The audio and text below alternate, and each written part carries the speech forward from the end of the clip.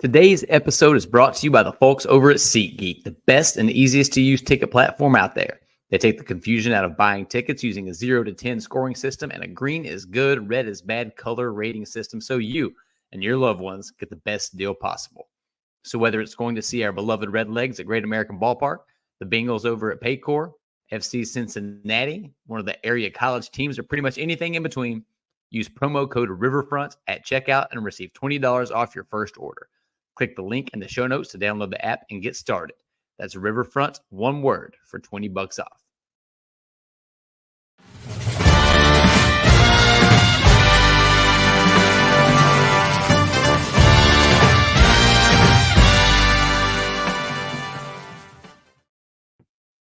What is going on, everybody? This is the Bengals Show presented by the Riverfront. I am your host, Joe Farsing. Alongside me is everyone's good friend and mine, the Podfather, Bill Lack. Bill, you just kind of celebrated a 29th anniversary of sorts. What was that, yesterday? Oh, it was Friday. Yeah, it was Friday. Okay, you want to go? You want to introduce that for people that are old, like Chad Dotson and myself, that are old timers. That I used to have I really kind of started a lot of this stuff with the Reds listserv list and a Bengals listserv list, which predated Red Leg Nation. And the 29th anniversary of the time I started that was on Friday for both of those listserv lists. That's a long time ago. I mean, I was a teenager, so I'm not, I'm no spring chicken by any means. So Chad was in his undergrad, I think, at UVA. Either that or he was at Georgetown when I started it. I can't remember which. And that's how I originally met Chad. So either way, I mean, you're pretty much to thank for all of this, all this that we do here at the Riverfront. I mean, obviously what you started turned into Red Leg Nation, which became the Riverfront, which is, what we all do here on the podcast and everything like that. So appreciate everything you have done. Again, there's a reason that you're called the Podfather.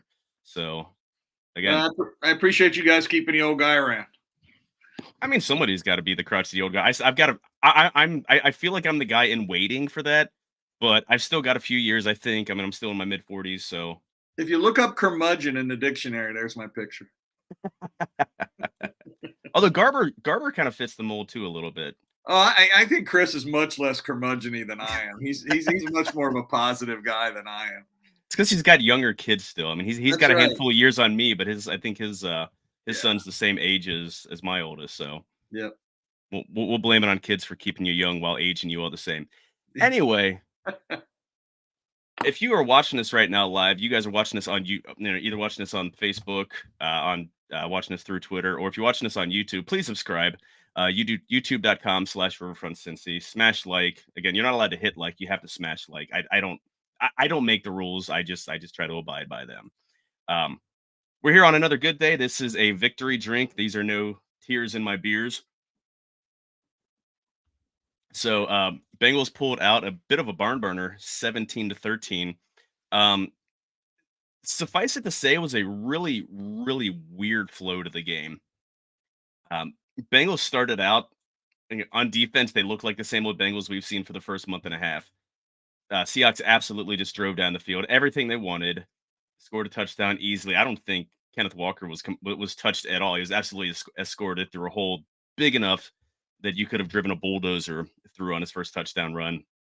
But then the Bengals come back, drive down. They nice methodical drives, score a touchdown, force the Seahawks to a 3-and-out, and Bengals drive down again. Another surgical drive, go up 14-7 at 12:20 in the second quarter, and we're thinking this is going to be a shootout. I mean that was my thinking at least. Where were you thinking at least midway through the first quarter or first half? Well, I was thinking, wow, this is the Joe Burrow I remember. He was moving around. He was under wasn't under pressure a lot, but he was able to move away from the pressure that he did see. Balls were right here. I mean, they were right where he wanted them to be. The offense was playing well.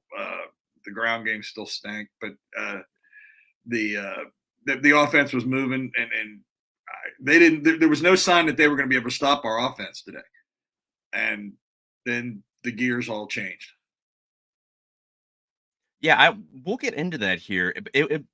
I don't really know what to make of what happened to the Bengals offense.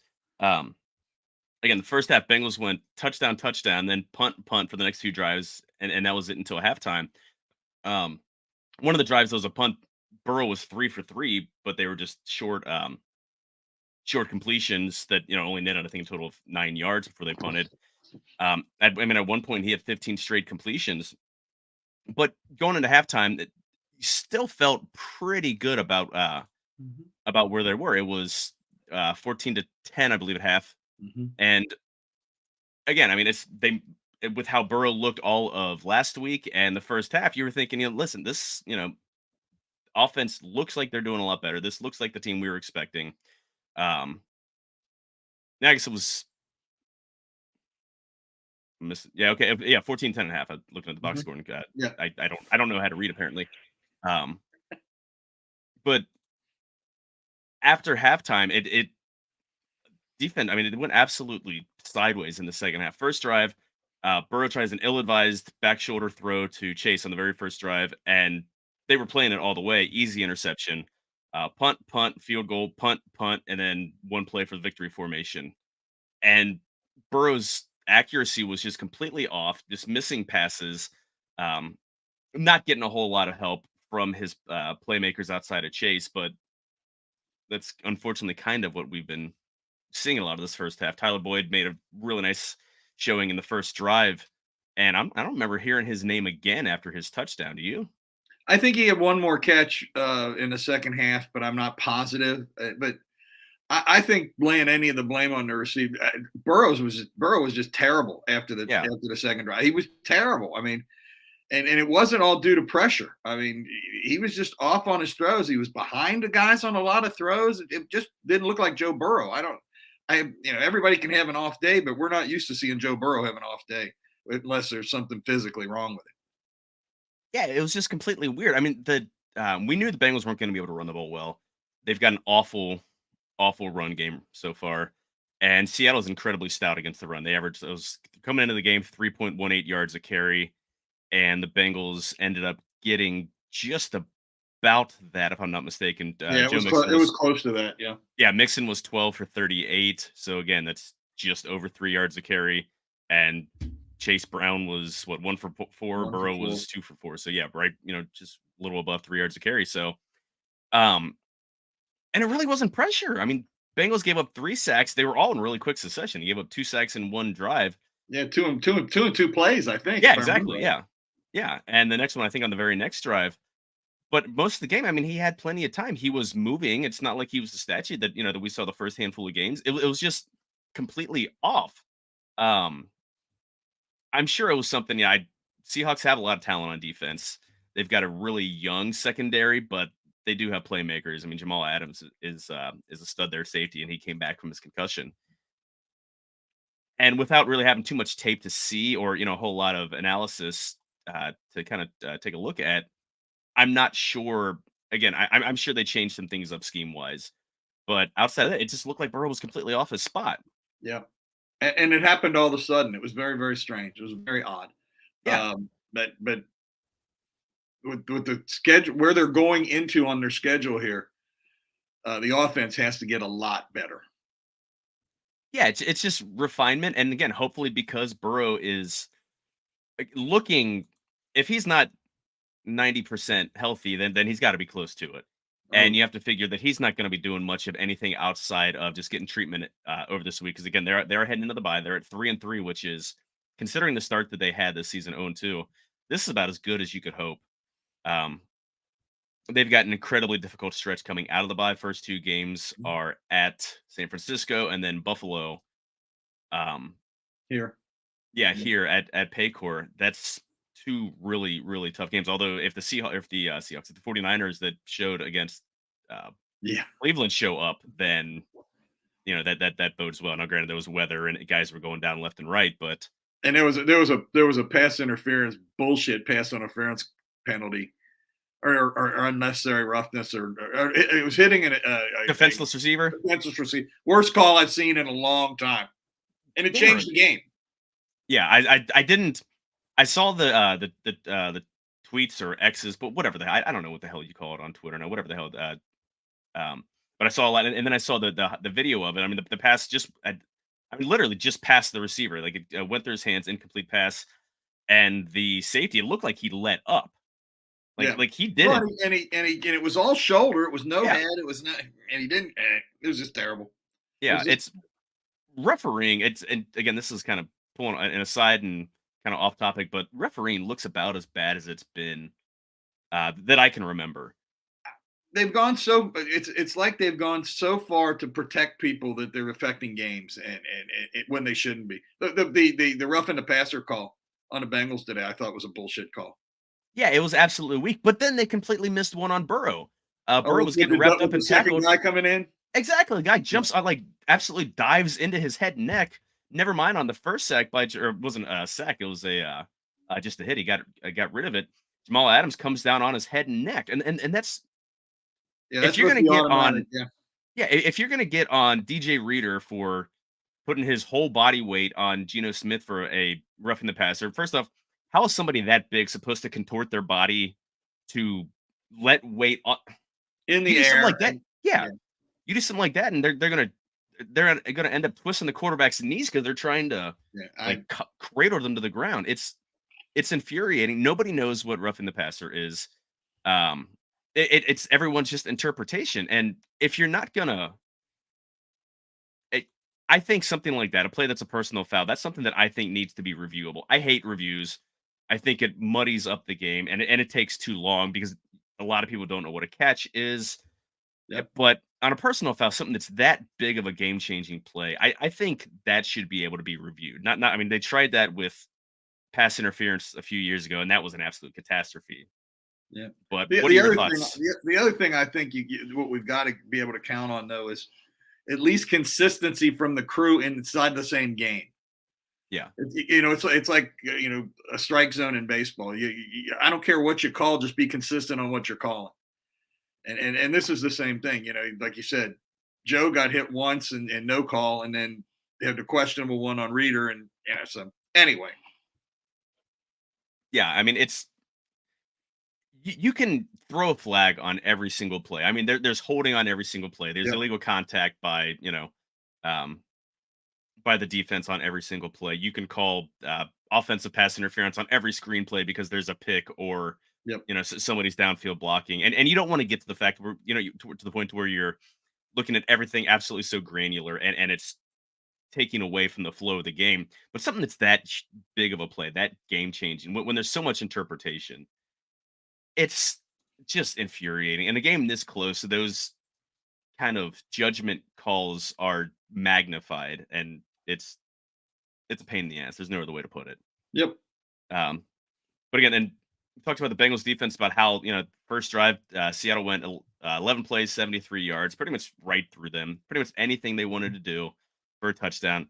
After that, 3 and out, uh, punt, 8-play punt, 9-play field goal.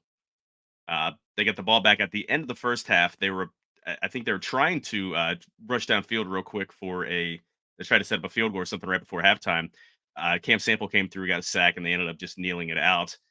First drive after the Bengals, or in the second half after Burrow threw a pick, Geno Smith threw a pick, then field goal, another interception. That was the one by Hilton had the second interception, and then punt, turnover on down, turnover on down. So the defense, while missing tackles is still an issue, and again, I think it's going to be an issue because they've got so many young guys in the secondary, and that's who's missing these tackles.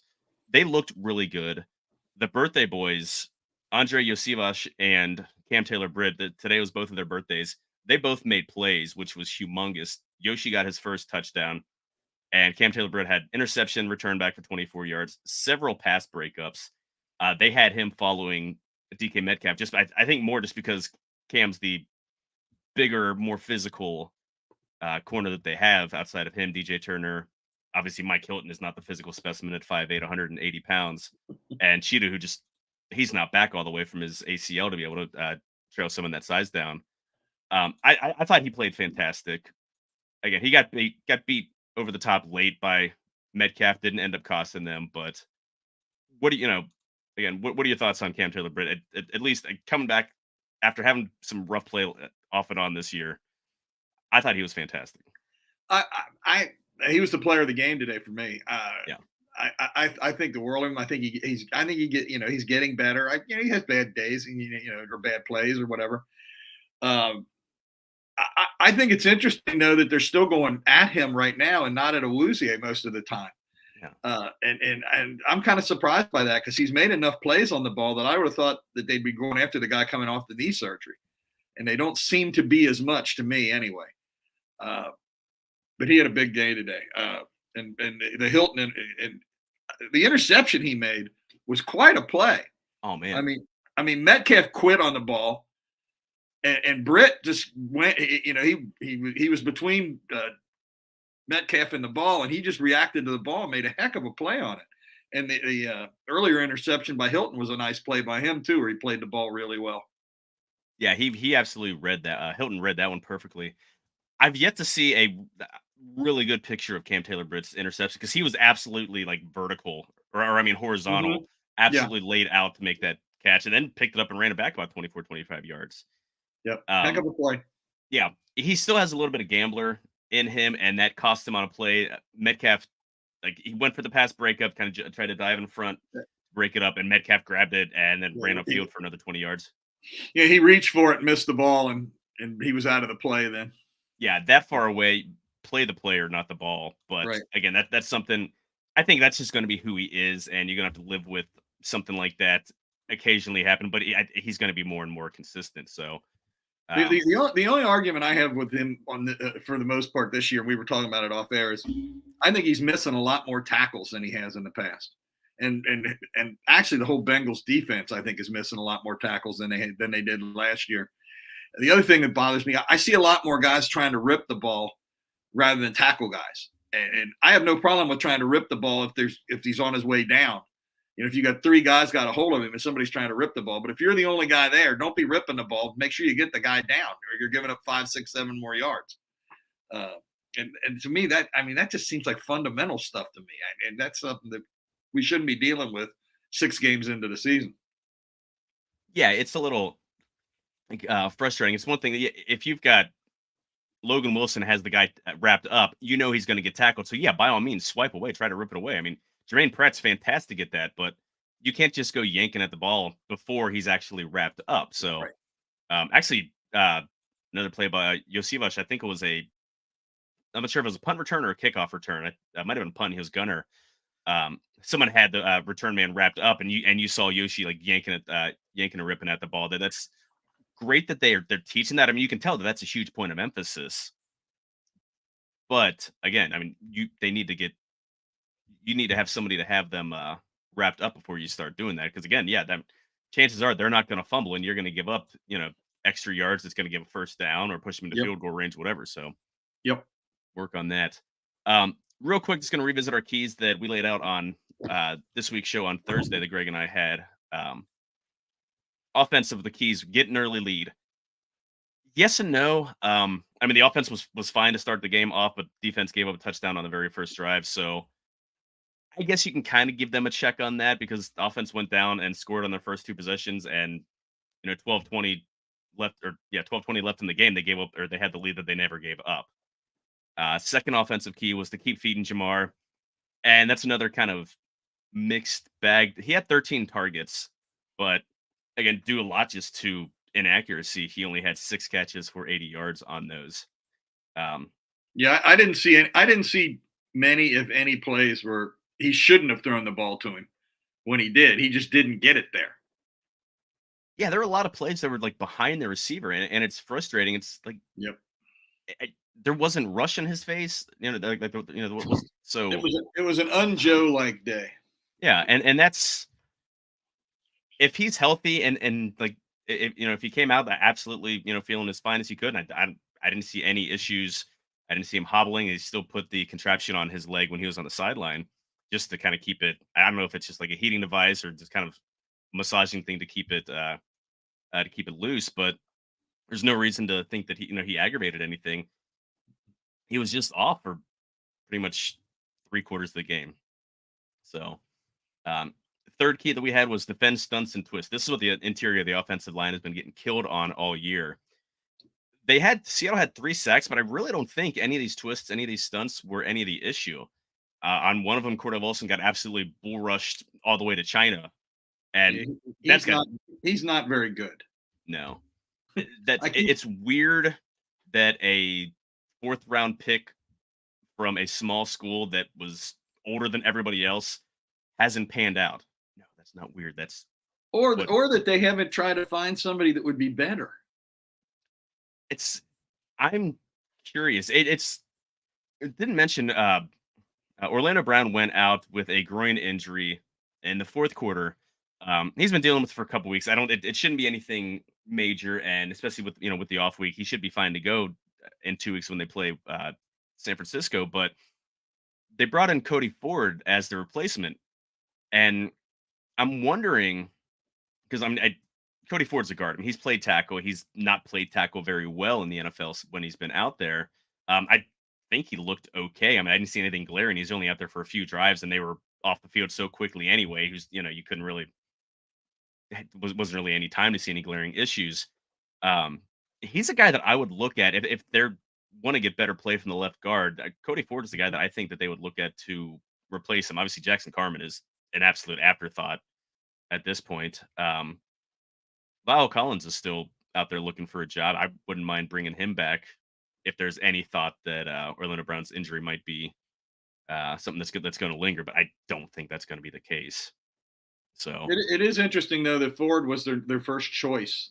Yeah, when Brown went out, that's an interesting decision. It's not who I would have thought would have went in there. No, Deontay Smith was active, I believe, and he's their swing tackle, and the whole thought was if anything ever happened to Orlando Brown, they would move Jonah Williams back over from the right side to play the left. And I wonder if it's more he's playing so well on the right side. He really has. I mean, he's still going to have trouble with certain physical traits, but he's played pretty well. He's been the best offensive lineman pretty clearly on the right side. So maybe they just don't want to mess with him and, decide if you're going to play weak, just play weak in one spot instead of weakening two spots. Right. So we'll find out. We'll find out in 2 weeks how well Jonah's playing out on the right tackle. It doesn't matter who's playing the offensive line. I absolutely fear for Joe Burrow's safety. They're going to need a long snapper instead of a center just to get it, give him 15 yards, just to give Bosa and the rest of that incredible defensive line, keep them out of his face. So yeah, I mean, the Bengals pretty much did what we thought our 3 keys to victory were. I mean, again, stunts weren't an issue. They fed Jamar 13 targets. I don't think they moved him around as much as they did. Again, they had T was pretty invisible most of the game. I think he had 1 catch and a drop. Yeah, exactly. And he got dinged for offensive pass interference on the 1 drop that he did have.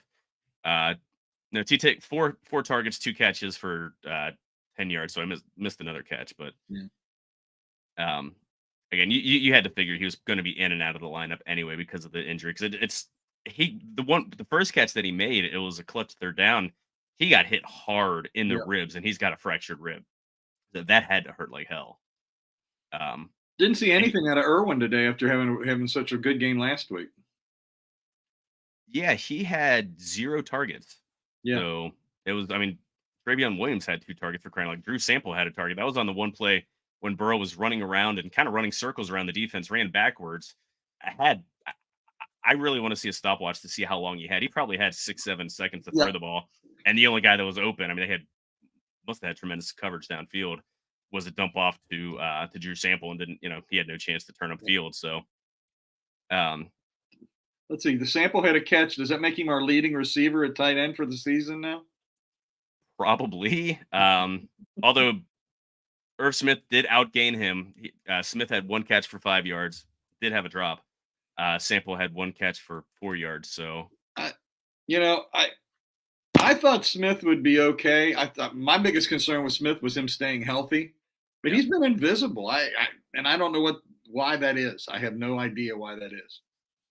It's pretty infuriating.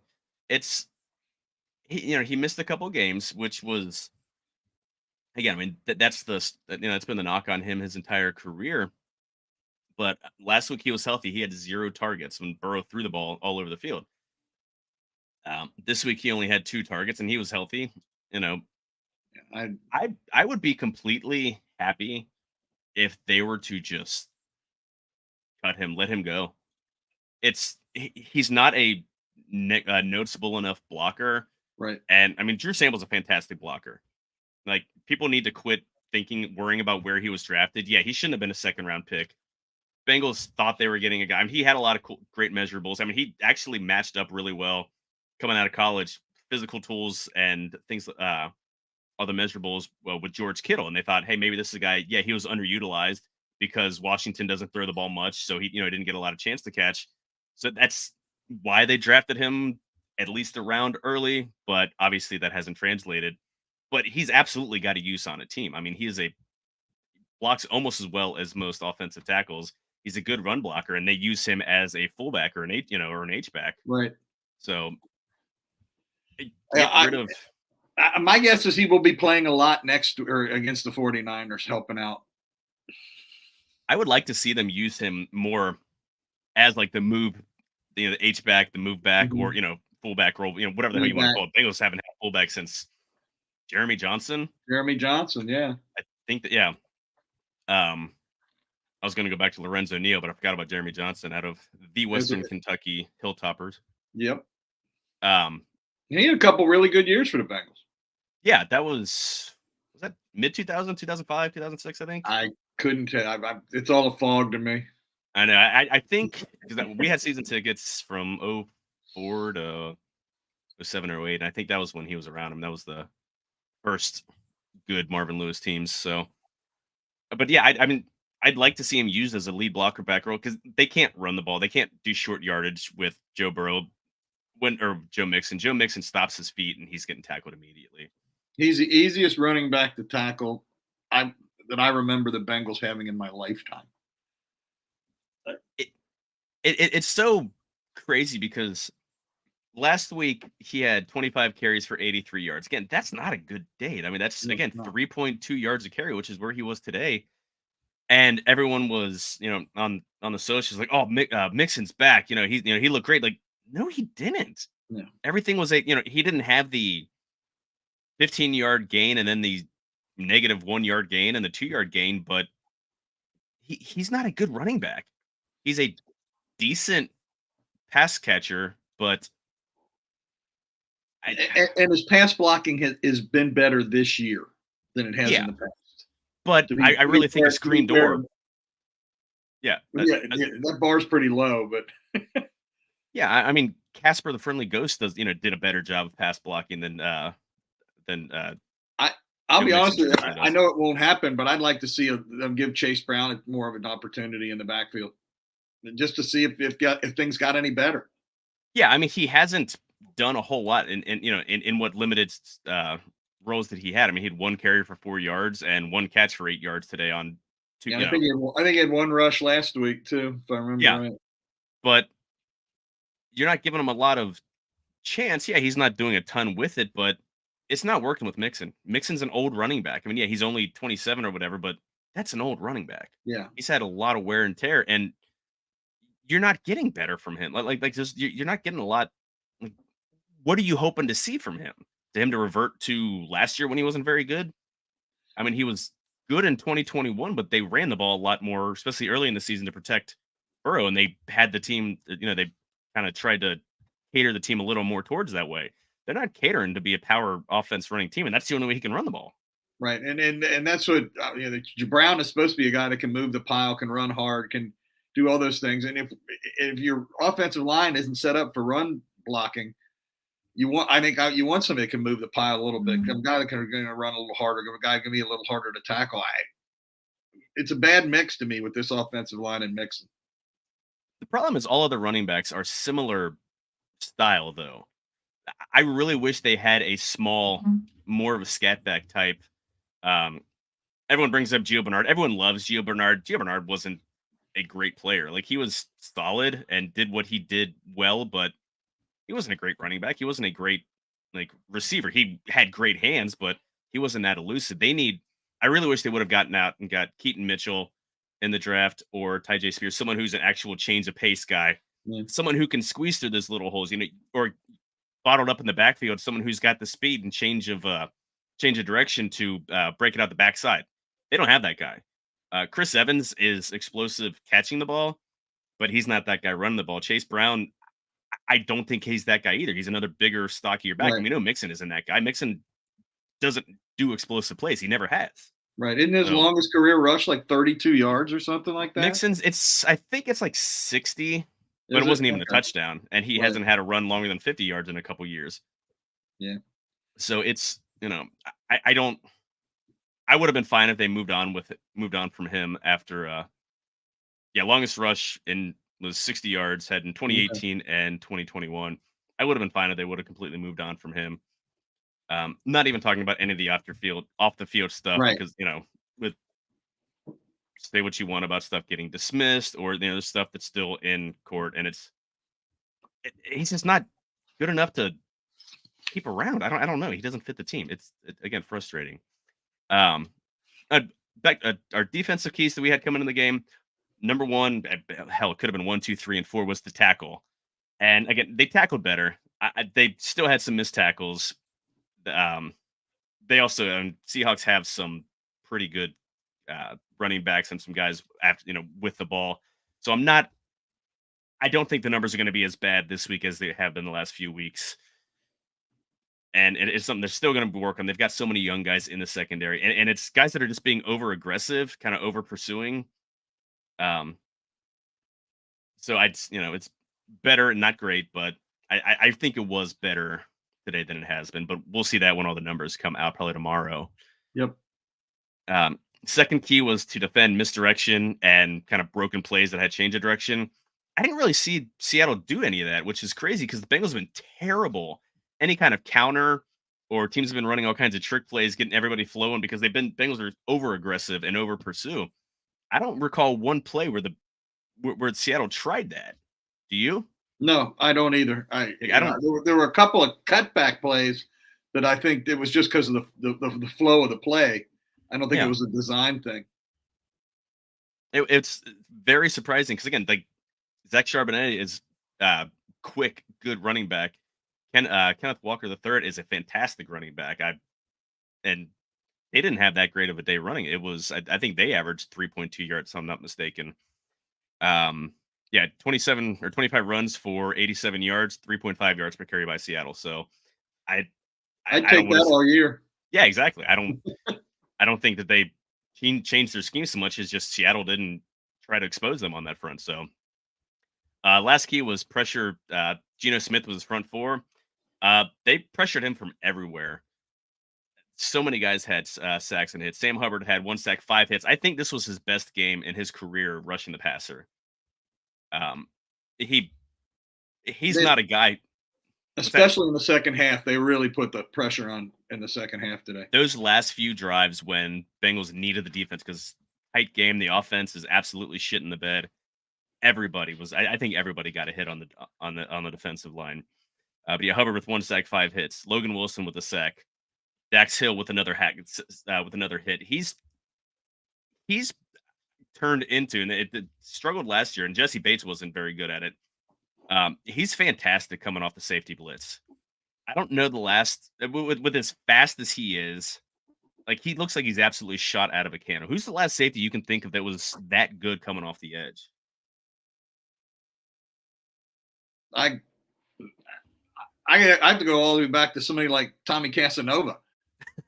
That's going a little bit back. That's before I was born. That's going all back. Yeah. And the last time I was on here in the preseason, I had questions about Dax Hill, and he's played much better than I had anticipated he would. He's been a very big surprise to me. I'm really happy for the most part with the way he's played. I think he's done a nice job. Yeah, and I mean the numbers show it. I mean, he's got interception, he's got a sack. It's he's in on a lot of tackles. You see his physical ability, and that was never the question. It was more of the issue of he had a lot of stupid penalties on special teams last year that you hope is just kind of him just trying to do too much, and they're all on special teams. I don't think he barely played right. On defense outside of a few games he was forced into because of injury. But I mean, he looks like a future star. I mean, he looks like the best, like sometimes he looks like the best player on defense. He knows how to get home. I mean, Jesse Bates, they'd send him on blitzes all the time, and he'd never get home. You'd see him get picked up by the tight end or by the running back. By the running back, exactly. Yeah. And again, another guy with a ton of physical talent, but he couldn't. I don't know. I've never played football. I've never played safety. Certain guys know how to get home. I mean, Ed Reed. I mean, that guy was that guy could pretty much do everything. And I'm not going to compare Ed Reed to Dax Hill, but some guys just know how to take the right angle or how Troy Polamalu. Yeah, certain guys that just they could do everything, and Dax Hill has that ability, and he's shown it. I think he's after Trey Hendrickson. I think he's been the defensive player of the year so far going into the bye. Yeah, I would agree with that. Or Taylor Britt would be in the running also. For me. Yeah, he's more big plays and giving up more big plays. Yeah, but that's cornerback. That's being a cornerback. Yeah, exactly. I mean, that's going to happen. I mean, you're playing guys that are absolutely fantastic. We do have some bad news. I do have somebody who has jumped on here. I didn't even send him a link. He's just pirating his way on here, but we're going to bring him in here. Tim Daniel, host of Late Night Reds. Tim, what's happening, buddy? Oh, this isn't my show?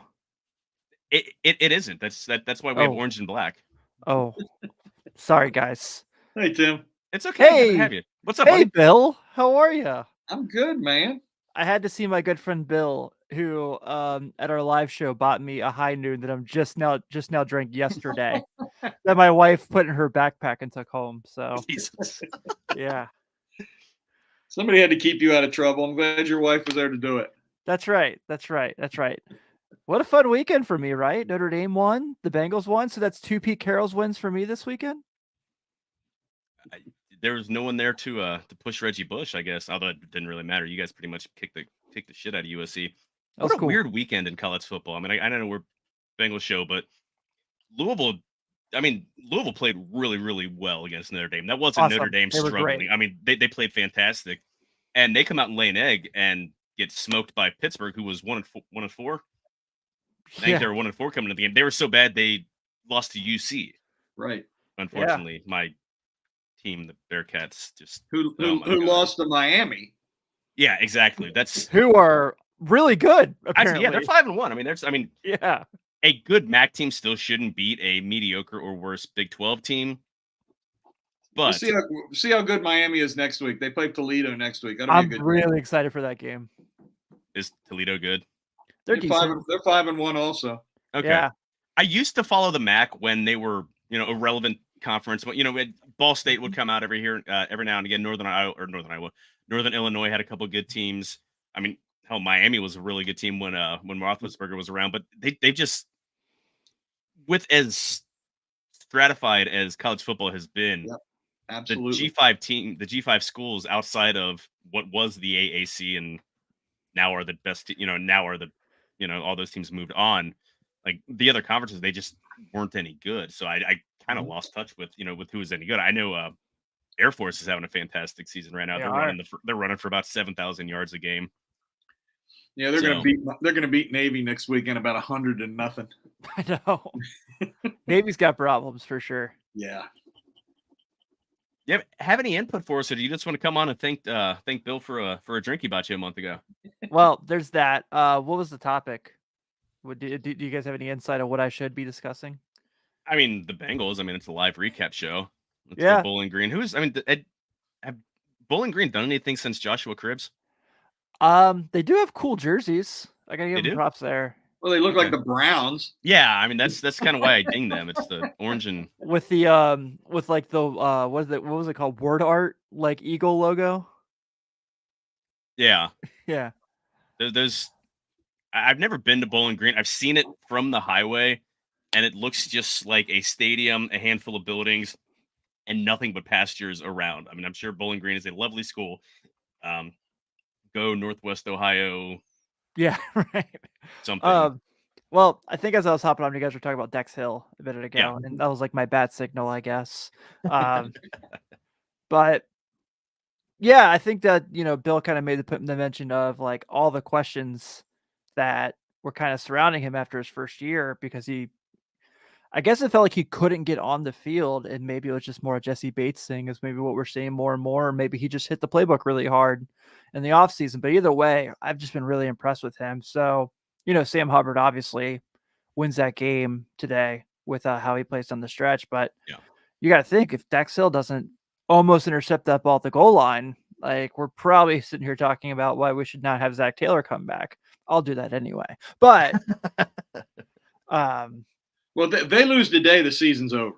Right. Absolutely. They won today, so they get to play. So they have another game that's important in 2 weeks. So, but if they had gotten beat today and went to 2-4, it was done. Yeah, I don't think anybody is confident that they're beating San Francisco, even with how bad San Francisco looked today, and even with the Bengals getting a bye to rest up and and get Burrow hopefully as close to 100% as he's going to be the rest of the season. San Francisco looks that damn good. I mean, they're fucking amazing. Yeah, I mean, they also lost McCaffrey and Debo. Yeah, I mean, they had a lot of guys drop. Believe me, I have Debo on my fantasy team, and he's tanking me because he's gotten knocked out of a few games. Yeah. But yeah, I think it's so weird because I would think, what are we at the point now with this team? Are we just at the point where we just want the consistent game where both teams' sides put together? Because in Arizona, the offense was lights out, and then today, the defense is lights out. The Rams game, the defense is lights out. The Ravens game down the stretch, the offense was really, really good. Yeah. To kind of get them back in the game, potentially win it. So I think we're just kind of waiting for that both sides of the ball thing now, which is a super football, like easy thing to say. But I do believe that if this team does get to that point where they can put together like both sides of the ball and just be efficient, then the sky's the limit for them. It's definitely gonna be tough with San Francisco and Buffalo back-to-back weeks, but I mean, they're 3-3. It's not like they're out of it. If you look across, they still the best quarterback of the 4 teams. I know he didn't play his best ball. I don't really have faith in Kenny Pickett. Everyone told me going into the season like he was gonna be really good, and every time I've watched the Steelers, he's a check down artist. So I don't really worry about how the Bengals match up against them if they play their. But it's all the offensive coordinator's fault, right? No, I mean, you can call right. There's a lot to be said about shitty play calls. I mean, we're dealing with that here, but quarterback still has to make plays. I mean, you can point to them being 5 for 5 on drives in the preseason, him having a perfect 158.3 quarterback rating, but you're playing against fake teams. You could probably make the case Carson Palmer may have had an MVP if it wasn't for Bob Radkowski. So Oh, geez. Yeah, we miss Bob Radkowski here. Well, the other thing I would say too is, if we could win one of these two coming out of the bye, that'd be huge. Huge. Yeah, absolutely. But as long as nobody else in the division is running away, that helps too. Yeah. And that's why you root against every team in your division. And that's why it pissed me off that Cleveland won that game today. I had that one chalked up as a loss, and I think it would have been if it hadn't been for that bad call that we talked about earlier. It almost worked out perfectly because it was a physical game. You don't want injuries. You don't want other guys to go down. But San Francisco is a hell of a lot easier to play if you don't have Deebo Samuels and Christian McCaffrey to game plan against.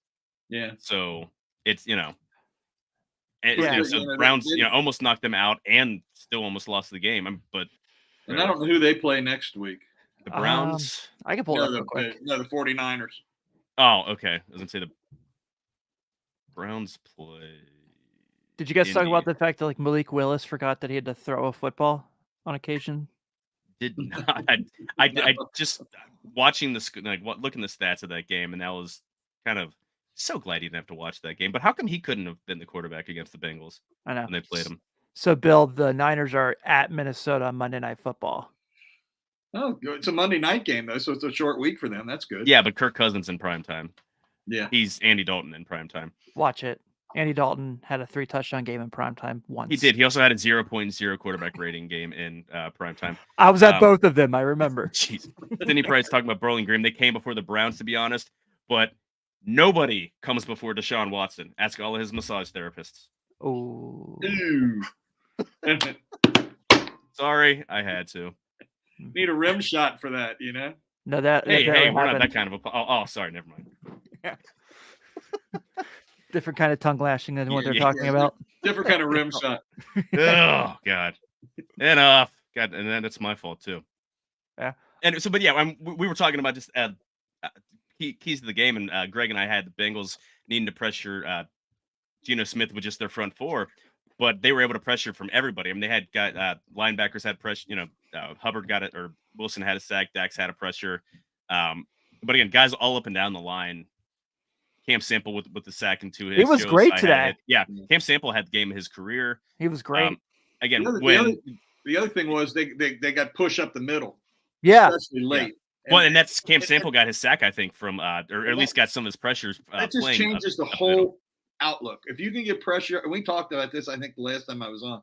If you can get pressure up, from the middle, it makes it so much easier for the guys coming in from the ends because the guy doesn't have anywhere to go. He's just a sitting duck back there.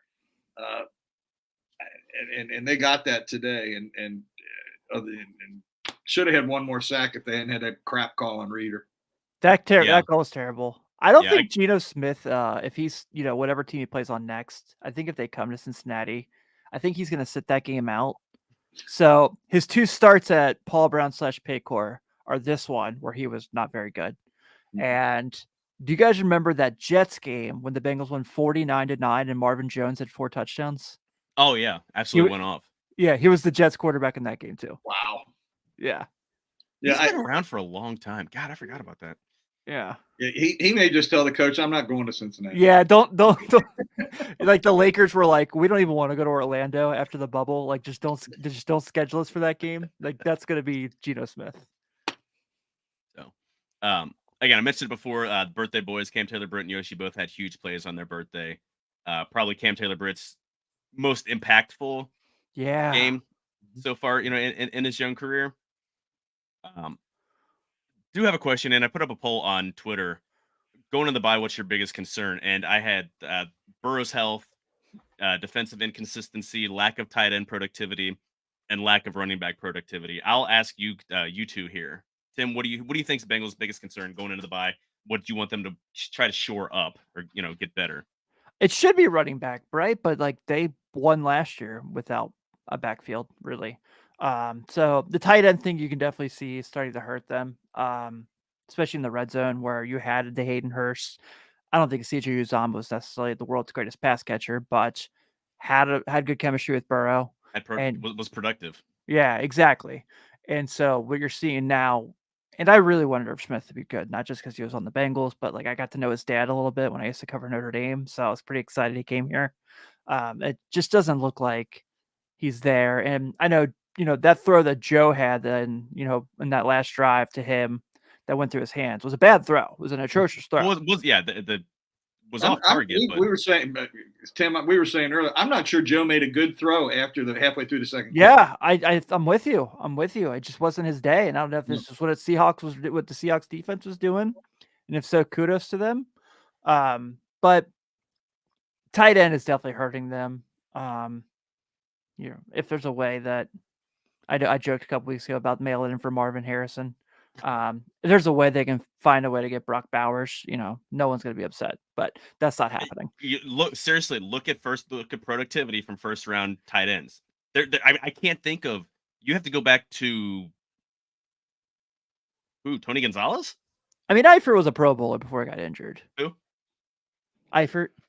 Yeah. But I mean, he had injury problems his entire, in terms of actually living up to the value of a first round pick. Gronkowski wasn't a first rounder. Kelsey and Kittle were mid rounders. Kyle Pitts might if he had a quarterback. Kyle Pitts, but he wasn't. He had Mariota thrown to him. I know he had Mariota thrown to him last year, and he was used more of a decoy. Who's also not good. Right. Exactly. Yeah. I would love the Bengals to see what it would cost to get right. Yeah. What can we do to make that happen? That's the tight end they all need. There are guys out there. There are teams out there that are throwing in the towels already. The Bengals don't do anything in the trade deadline, unfortunately, and that's becoming more and more of a thing. It's never going to be as big as NFL trade or as Major League Baseball trade deadline, or even NBA's trade deadline. But it's becoming more and more of a thing to where teams are, making moves to upgrading their team. And Bengals, like they've been throughout most of their history, are behind the times.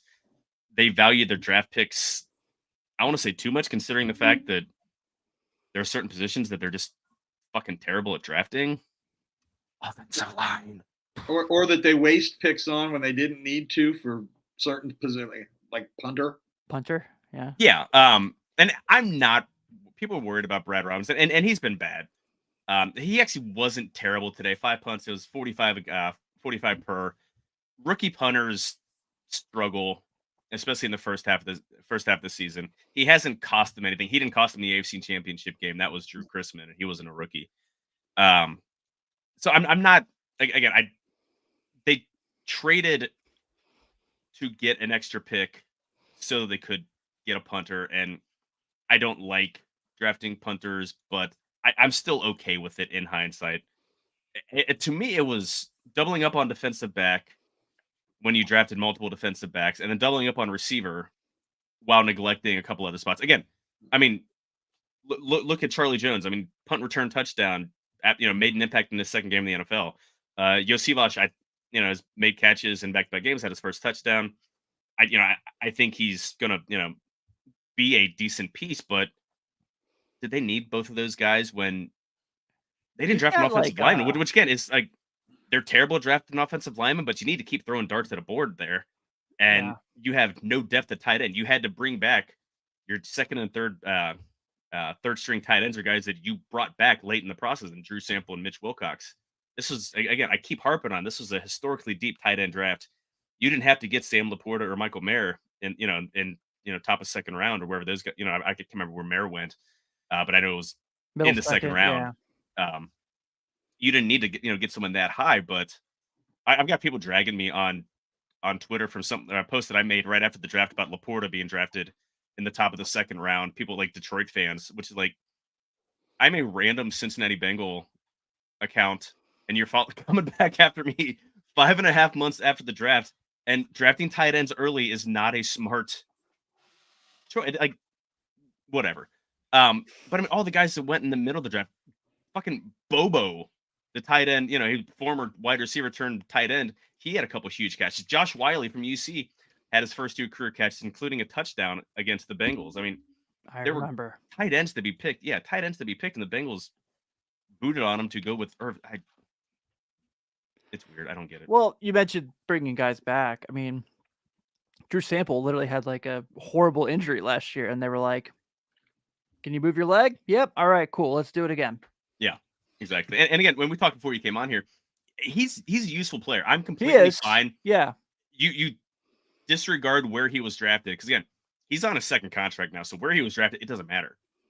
He's the best blocking tight end in the league. You need a good blocking tight end. So cool. He gives you nothing in the pass game, fine. But well, and then he ought to be playing, because we're not getting anything in the passing game from tight end right now anyway. Right. I honestly believe that. Make him the starter, because he's not going out for a lot of routes. And again, don't line him up as an inline tight end. We're talking before. Line him up as an H-back, or move kind of a move tight end, or even as a fullback.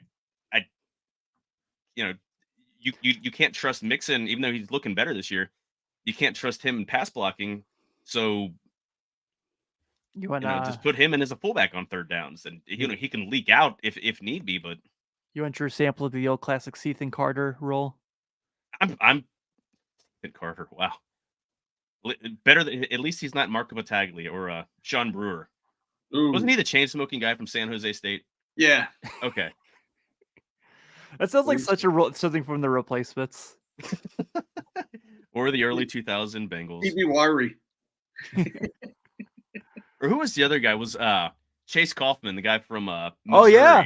I was stoked when they drafted him. Yeah, I mean, he looked like he had a lot of ability, but just all of the mental mistakes, and just, what was that the first Hard Knocks that the Bengals did? You just heard Jonathan Hayes, the tight ends coach, Chase. Like, they just made an absolute just remix tape of him just saying Chase, like, just yelling at him, fussing at him for doing the wrong thing, just not being there mentally. Could have been a great meme. Yeah. There's like 3 Bengals draft picks, and it's kind of in that same time frame that I was like, man, this guy's gonna be so good, and they weren't. And he was one of them. PJ Dawson, I was stoked. Oh man, he was one of the guys like physical I don't even freak. I mean, remember him. yeah, from TCU. Linebacker from TCU. He's a terrible person. He had a lot of Yeah. a lot of issues with the men in blue, shall we say? Ah, Yeah. So And then you remember Lamont Thompson, the safety that they like Marvin cut yeah, like his first year, yeah, 2nd round pick. yeah. I mean, physical, physical freak, but Yeah. Marvin was terrible to have rookies with. I mean, he absolutely destroyed John Ross's career. Yes, he did. I will. I mean, John Ross did not have a problem catching the football at Washington. He was a complete wide receiver. He comes here and just gets absolutely buried by Marvin Lewis and just ruined his career. Well, hey guys, I have to go drop and do my show real quick. I just want to stop and say, hey, I saw you guys were recording, so I had to sneak in. Bill, You weren't watching from 8 o'clock on? no, I was watching stuff. I was with the family. okay. Bill, always a pleasure. You Joe, too, Tim. I'm sure I'll Talk to see you you soon, my soon. friend. Tim, I appreciate you. See you, buddy. See you guys. All right. Bill, any final thoughts before we get out of here? Real quick, I've got the finish. I didn't get your thoughts. What are your final thoughts on the Bengals' biggest question? I really have more of a problem with the running back situation. When the offense was really clicking last year, and as much as at the time I wasn't a Pirine fan, when they kind of started switching over and giving Pirine more time, when he was playing well, that's when the offense really seemed to click to me. And I think if we could get, and I don't know how it would happen with this team, with the personnel we have now, but I think a running game would help this offense a lot, and that's what we need coming out of the bye. We've got to do something to get this offense back on track and be consistent. Yeah, and what's funny is Pirine is probably available. He's not being used much. I mean, he went to Denver thinking he was going to get a bigger role. I mean, a similar contract to what he was going to get here in Cincinnati, and he's not being used. And they're a bad team. I mean, they're already shipping guys out, preparing for trying to get more draft picks for next year's draft. Yep. He can be had. I don't know if they were going to cut him, release him mid-season, but he can be had probably for a late round pick. I would absolutely be aboard bringing him back. If I could get him for a 6th rounder or something, in a second. Absolutely. Travion Williams does not have a future with this team. Chris Evans does not have a future with this team. So it's not like you're going to be replacing someone who's got a bright career ahead of him. Right. Chase Brown, yeah, fine, but he's not. I mean, Chase Brown isn't getting a ton of snaps anyway, and Travion, losing out on snaps to Travion Williams by and large. So I would be 100% against, or 100% for bringing back Samaj Pirine, because I mean, fantastic blocker, not explosive by any means, but he's a guy who's, you need 4 yards, he's going to get you 4 yards. You need someone to pass out in the swing pass or screen pass or something like that. He's going to make the catch and he's going to turn upfield and no dancing. He's going to keep his feet moving. And he isn't going to get tackled by one guy grabbing his leg. Yeah. And he absolutely has the most fantastic beard in the NFL. My wife loved him. I thought he looked like he should be a professor, like an English professor or something. Just with the beard, he looked very astute, very studious. I miss that guy. Just a gamer. So he's not going to blow you away. He's not going to be a game changer, but he's going to give you everything he has, and he's going to do everything you ask of him. In the poll that I put on Twitter, 39% had both Burrow's health and lack of TD productivity as the biggest concern. 18% had the running back productivity, and only 4% had Bengals defensive inconsistency. I kind of think the defensive inconsistency to me is the most pressing, and what's cost them in at least one of the 3 losses. Offense was bad in the Browns game, and the Titans game, so it really didn't matter what the defense did. But that cost them in the Ravens game. I mean, they hit a deep pass over top, to Zay Flowers because bad coverage, and I think a game like today is a good game to be going into the bye with. I mean, going in on a positive note. Still stuff to learn because they still made some mistakes, and I think they're more likely to be more consistent. But that's been more concerning to me. I'm not as worried about the offense playing poorly in the second half. Yes, Michael, absolutely. I mean, I wish I could grow over. There's a reason mine's thin. I could not grow mine out at all. It looked terrible. I'm not worried about how the offense looked today.